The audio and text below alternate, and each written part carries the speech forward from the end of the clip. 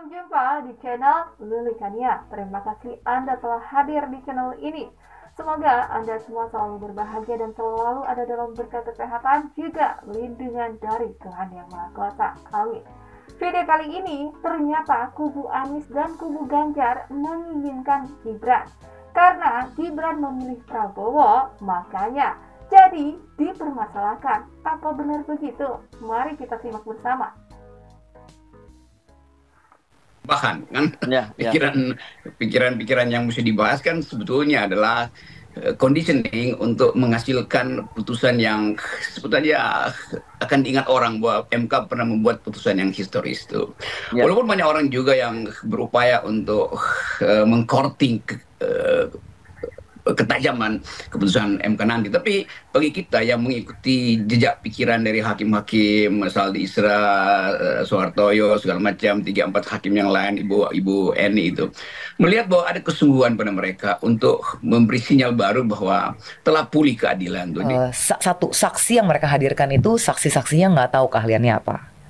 Ya, jadi itu ada dikatakan oleh Pak Hotman misalnya, Hotman Paris udah bilang ini saksi. Kalau setahu saya saksi itu harus duduk itu saksi ahli. Kalau misalnya bilang ahli bidang apa lalu, gitu kan? Ini kan harus jangan saksi ahli tapi ahli di bidang semuanya. Nah itu sempat dihadirkan oleh makanya lawan. oleh kata Yusril ini ahli hukum, ekonomi atau ahli nujum kan? Nah iya karena terlalu banyak keahliannya tapi sertifikasinya apa? Lalu gini, misalnya kemarin ada saksi dia sebagai kepala desa, tapi dia mau bicara untuk nasional. Ya bagaimana? Itu kan nggak represent, gitu loh. Karena kita hati-hati banget loh. Ini kan provinsi aja udah beda konstituennya. Bagaimana bisa sampling misalnya dari satu desa atau dari satu TPS mau digeneralisir untuk seluruh satu Indonesia.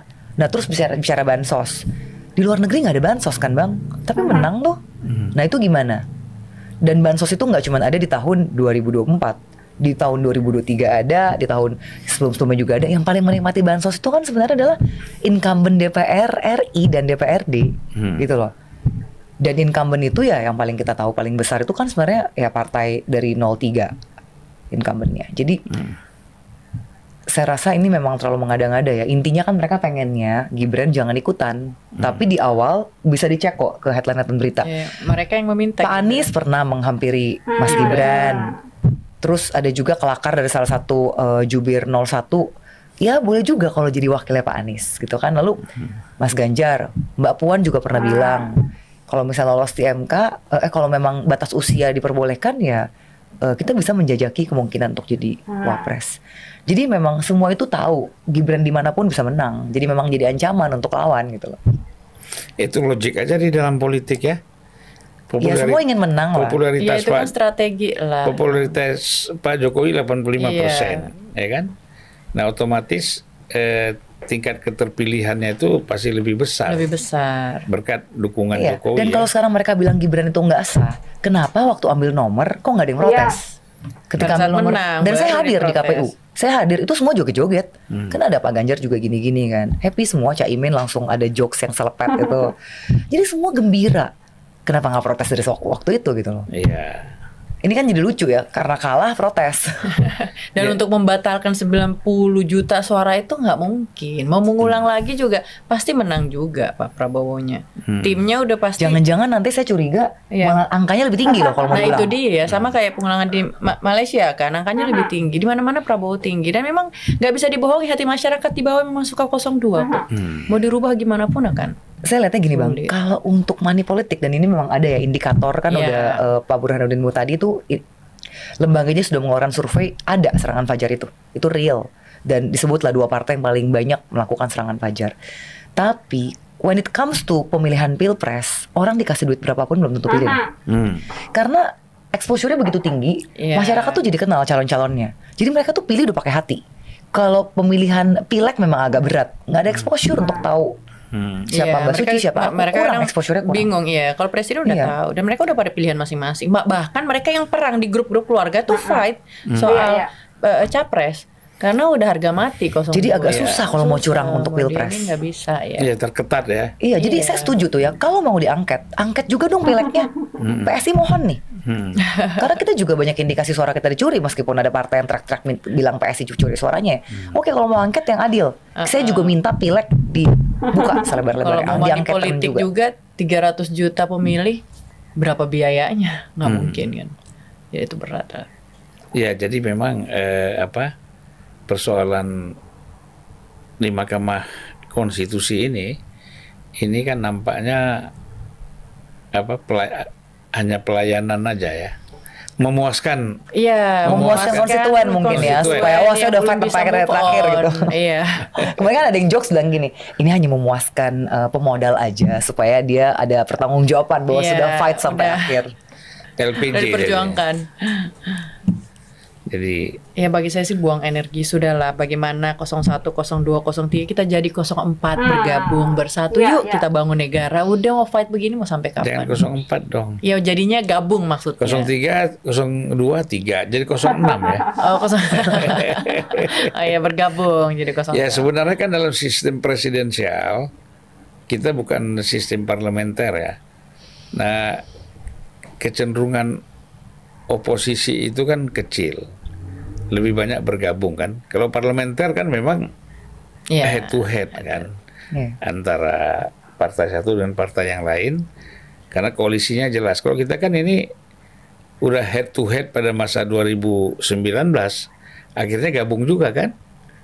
PAN masuk ke ini, Demokrat masuk, cuman hanya Demokrat dengan PKS saja yang di luar, yang lain kan masuk. Sebenarnya banyak orang ngomong gini bang, ini teman-teman lembaga survei lah ya, Pak Prabowo itu sebenarnya adalah seorang petarung yang sangat kuat bahkan di 2014 dan 19. Tapi lawannya Jokowi makanya kalah. Karena lawannya Jokowi.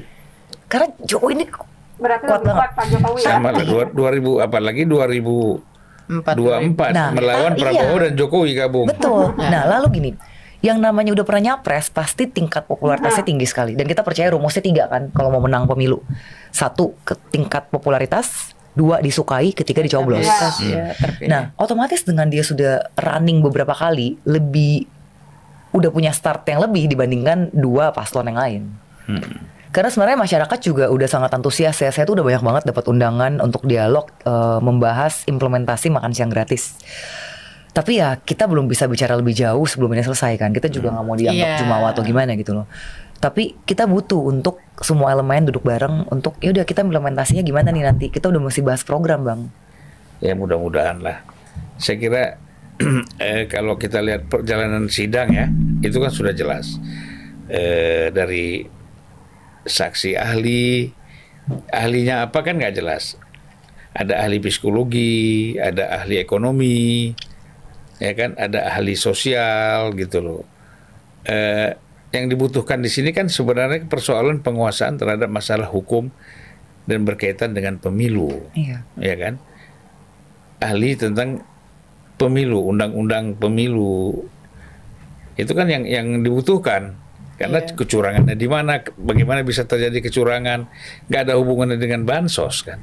Ini bansos dibahas, ya kan. Bansos itu kan bukan urusan apa. Dan bansos disepakati oleh DPR yang mencakup semua partai. Ada aturannya kan, ada undang-undangnya bansos, bukan berdiri sendiri. Dan itu berjalan sejak tahun 2020 ya. Waktu kita kena COVID kan, itu kan sudah ratusan juta juga, 400 miliar keluar untuk bansos.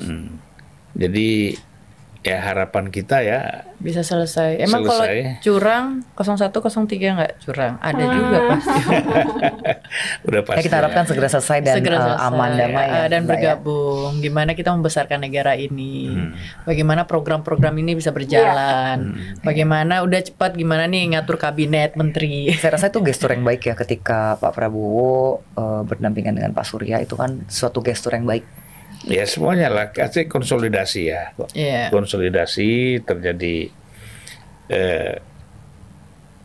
kekuatan-kekuatan politik nasional ini bersatu memikir untuk negara kita ke depan seperti apa. Itu ini saya kira semangat Pak Prabowo yang tidak ingin ada lagi pejabat yang bersama dengan dia itu melakukan korupsi misalnya. Itu Iya, penting sekali. betul.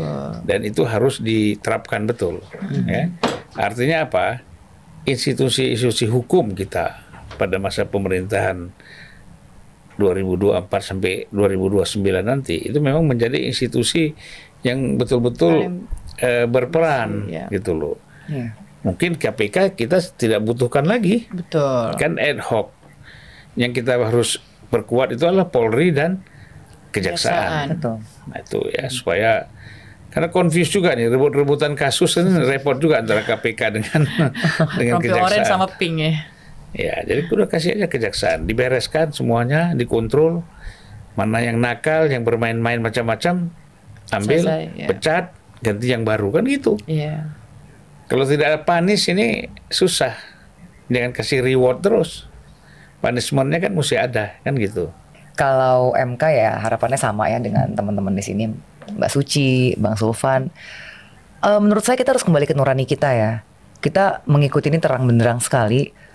Kita tahu bahwa dari awal keputusan MK adalah inkrah ketika memutuskan Gibran itu boleh gitu loh, untuk ikut dalam pemilu. Dan itu kan prosesnya nggak 1-2 hari, tapi ada proses pengambilan nomor urut di KPU. Semuanya nggak ada yang protes. Lalu debat itu sudah dijalankan 5 kali. Semuanya nggak ada yang protes gitu loh. Nah sekarang kan kita kayak kembali di titik nol. Ini menurut saya ayolah kita harus jadi negarawan. Sudah kalah, ya kita harus legowo yang Iya. kalah gitu loh. Harus jadi negarawan lah. Ini kalian bener-bener hanya untuk kepentingan partai atau kepentingan pribadi, mau adu ego atau bagaimana? Gitu. Jadi saya harap MK bisa memutuskan dengan seadil-adilnya, tidak dalam tekanan publik atau manapun, memutuskan dengan adil dan agar cepat kita juga ingin tahu hasilnya supaya bisa segera melangkah maju. Karena 2045 itu kalau kita lihat grafiknya Indonesia sebenarnya ekonomi kita cukup tumbuh dengan baik, tapi tidak cukup cepat melajunya. Jadi meningkat tapi tidak cukup cepat. Nah, kalau kita kebanyakan berantem di antara Indonesia sendiri, saya khawatir kita akan ketinggalan seperti Jepang. Jepang itu kehilangan momentum. Gitu loh. Nah, jangan sampai kita seperti Jepang. Dan kita kan masih banyak sekali nih PR-nya, Bang. Kalau dari saya itu sih. Saya harapkan ya MK bisa memutuskan dengan secepatnya dan adil.